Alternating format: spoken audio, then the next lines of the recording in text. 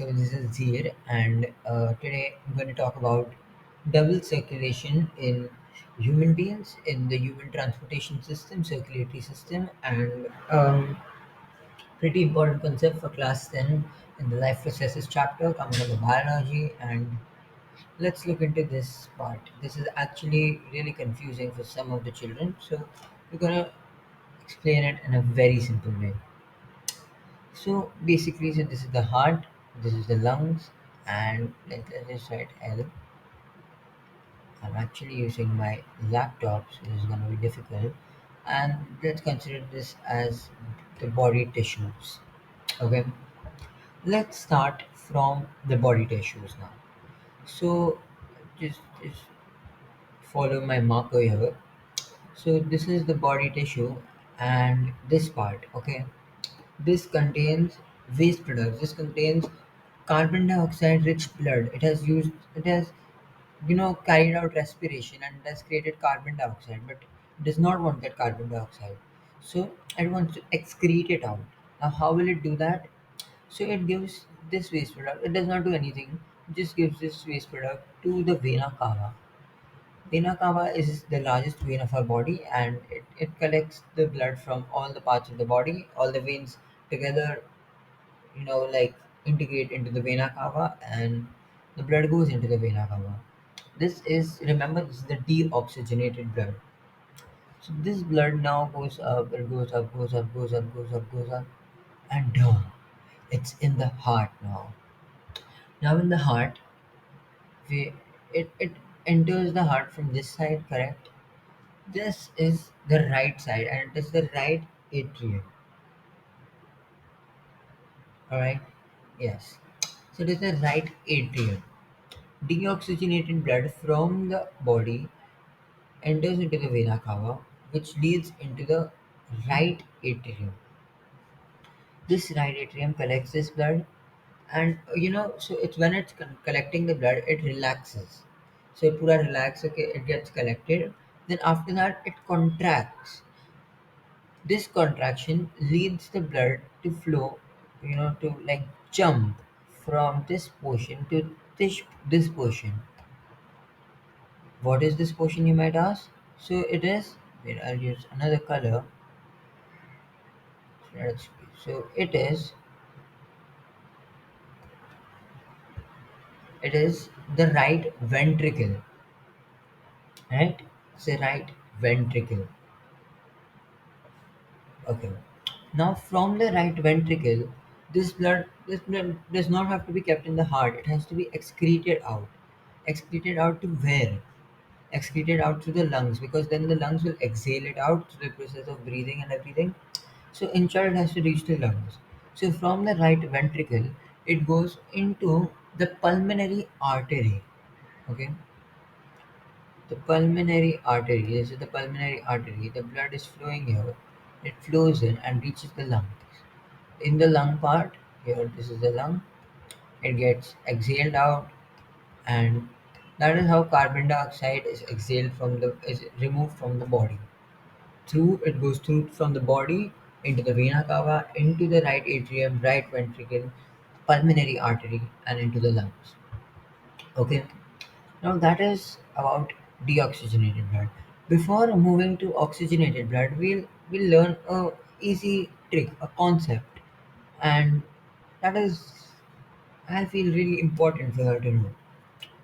So whenever we look at arteries, oops, it's a bit dark. Arteries, and whenever we look at veins, okay. So one simple thing which is the most simplest difference between them is that the artery will always transport blood from the heart from the heart to different parts, different organs. Here too, it's transporting it from the heart to the lungs, from the right ventricle to the lungs. So the artery always takes the blood from the heart. It takes it away from the heart. The veins, the veins will get the blood into the heart. So from the body, it's going into the heart. So it will get the blood towards the heart. So artery is away from the heart, vein is towards the heart.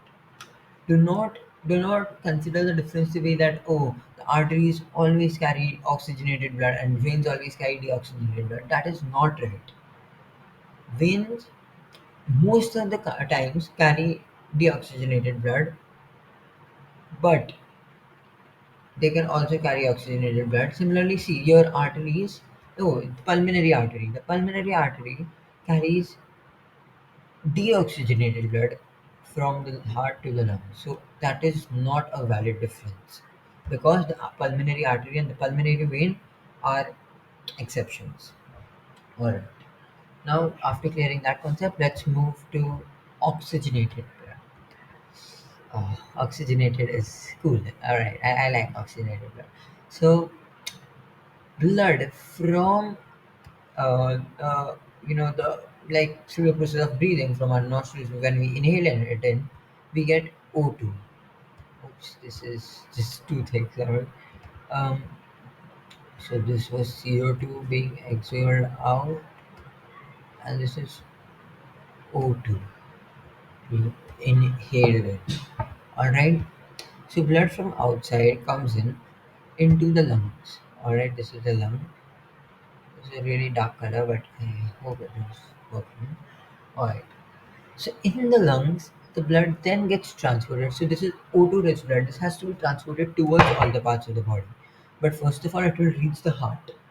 Now, because blood is coming from an organ to the heart, it will be a vein. All right. So from the heart, the blood goes into the pulmonary vein, which transports the oxygen-rich blood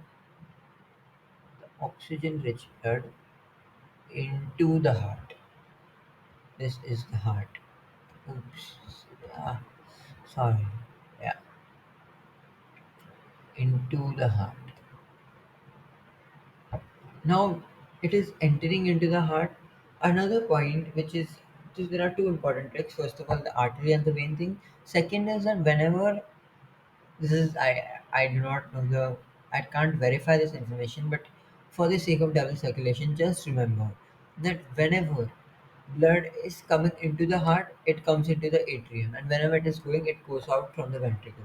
So in NCRT, you all must have seen this line that since ventricles have to pump blood, they have to pump blood into various organs. They have thicker muscular walls than atria do. All right, atrium. So now it comes in into the left atrium. Alright, let me get my marker. Left atrium.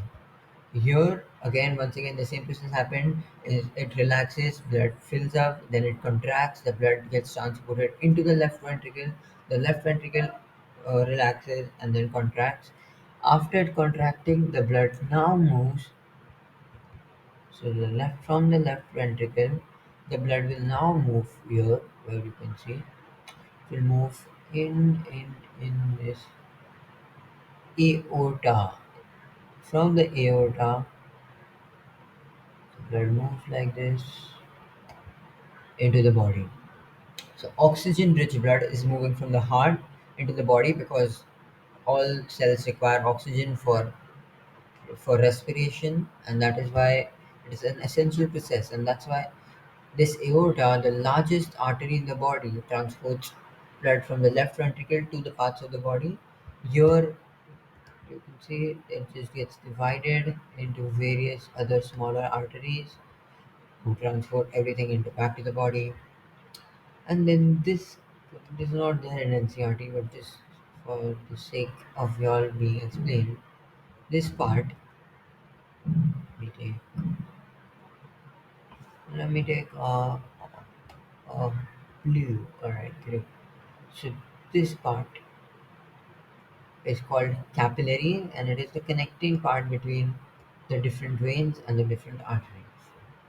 All right. So let's just summarize this process real quick. Let's move from here, from the body. All right. From the body, it moves into the vena cava. From the vena cava, it moves into the right atrium, right ventricle, into the pulmonary artery, and into the lungs. Hence, CO2. This entire thing is for CO2. and this entire thing is for O2. Okay. Now, a common question that arises in the minds of children is that why is this called double circulation?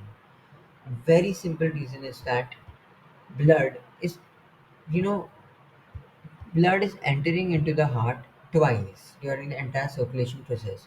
Once during this process, and second during this process.